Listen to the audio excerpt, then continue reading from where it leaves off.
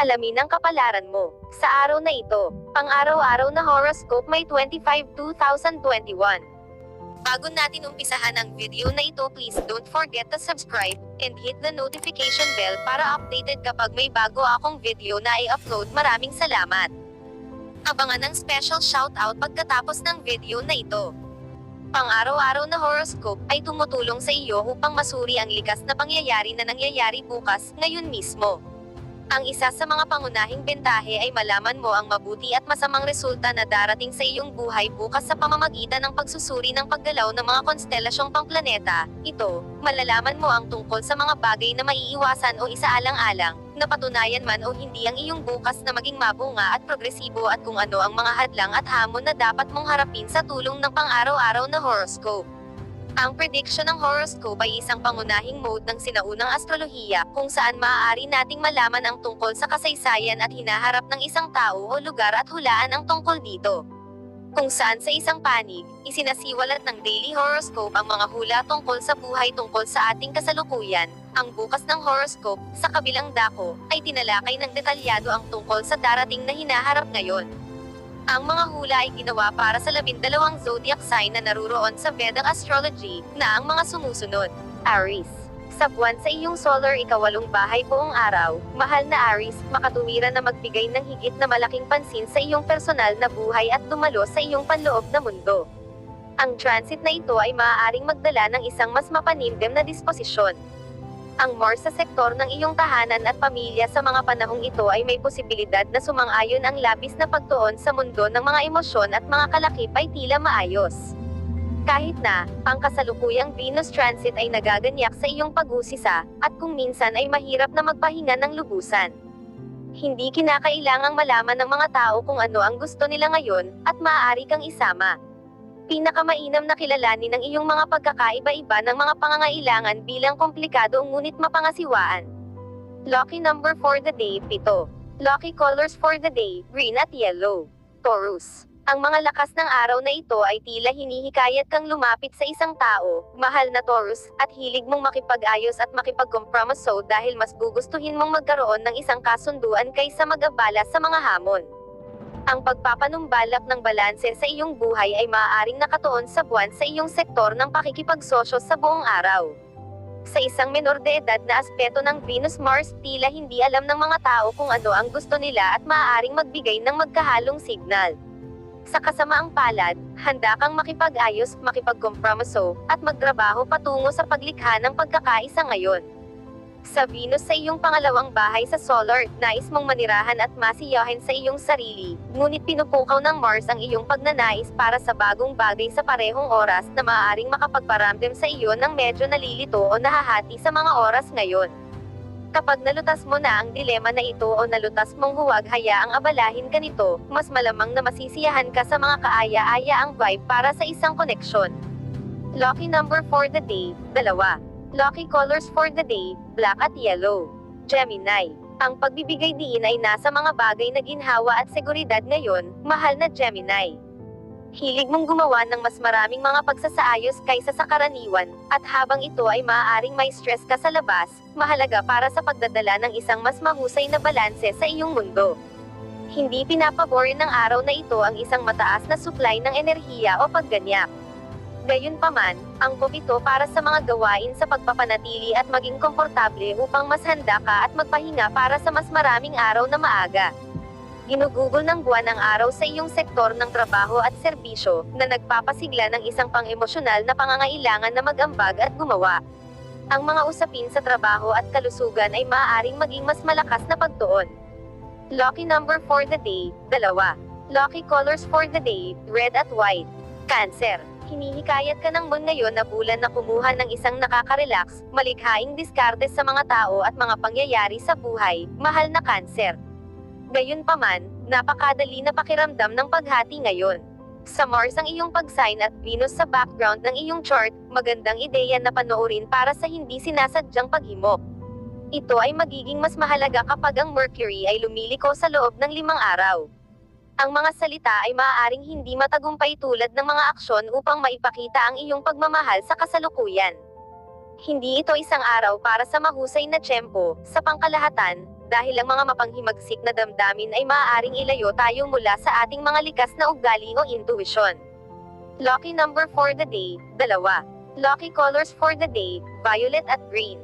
Leo, ang buwan ay gumugugol ng araw sa iyong sektor ng bahay at pamilya, mahal na Leo, at inilalabas nito ang pagnanais na palibutan ang iyong sarili sa mga pamilyar na tao o manatili sa kung ano ang alam mo sa ngayon. Ang pansin sa mga personal na bagay ay pinakaangkop ngayon, bagaman maaaring maging isang hamon na isama ang lahat ng iyong mga pangangailangan ngayon. Habang nasa isang sosyal na siklo ng Venus, ang Mars sa iyong solar chart ay hinihikayat ang ilang oras ng pagbagsak, tulad ng buwan ngayon, upang madamo mo ang kaunting punit ng oras. Gayunpaman, sa ilang espesyal na paghawak, masisiyahan ka sa pareho. Lucky number for the day, 7. Lucky colors for the day, orange at pink.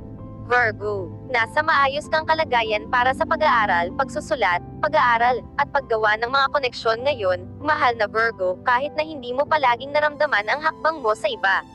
Nais mong igalang ang pagiging natatangi at kalayaan ng espiritu, ngunit nakatuon ka rin sa ilang tradisyon at sinubukan at totoong mga hangarin.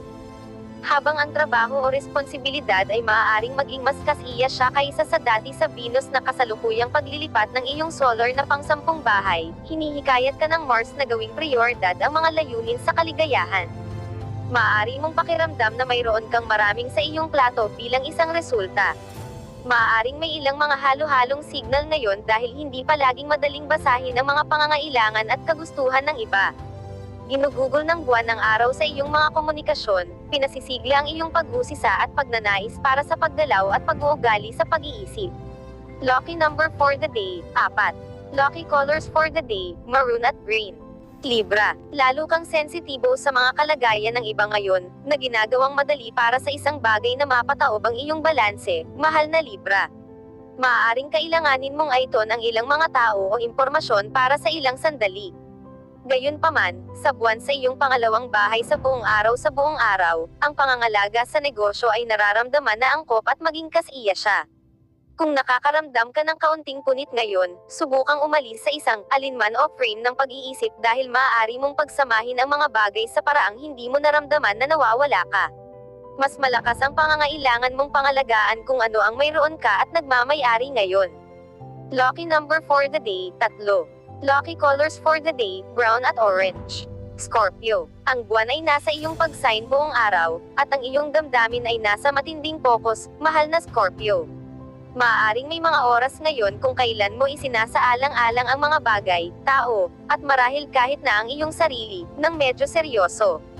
Kung hindi man, maaari kang masisiyahan sa paggalugad ng mga bagong personal na interes o gumawa ng isang bagay na palaging nais mong gawin ngunit wala kang kumpiyansa. Habang sa pangkalahatan ay nakakaramdam ka ng lubos na tiwala at palabas ngayon, may posibilidad kang makaramdam na nahahati sa mga spot, hindi sigurado kung nais mong maghintay para sa isang tao na maimpluwensyahan ang iyong mga pangangailangan o igiit ang iyong sarili. Ang mga emosyonal na pangangailangan ay maaaring makaramdam ng pagpindot. Lucky number for the day, 1. Lucky colors for the day, red at gray.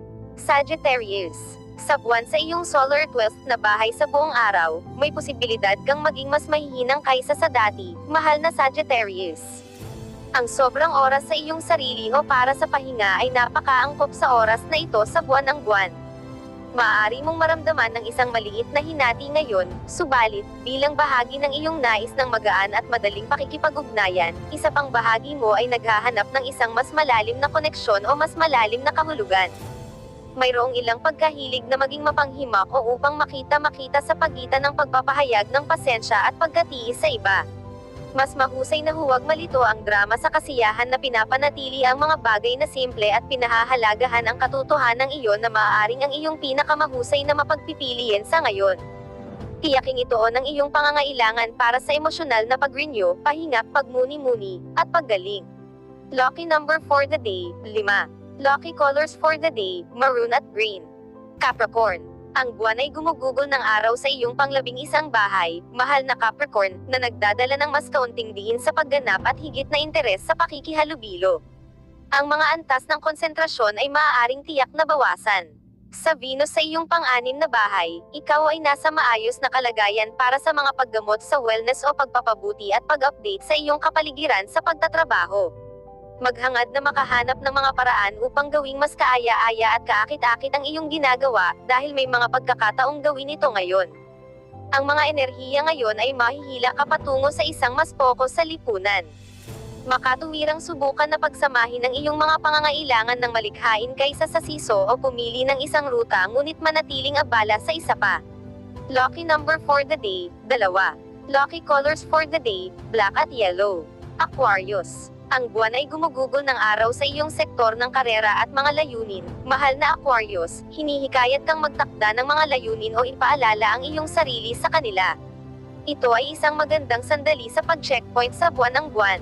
Ang Mars sa iyong pang-anim na bahay sa solar sa mga araw na ito ay maaaring makatulong sa pag-uudyok sa iyo upang matapos ang mga bagay. Si Venus sa kabilang banda ay hinihikayat ang isang mas magaan na diskarte sa mundo.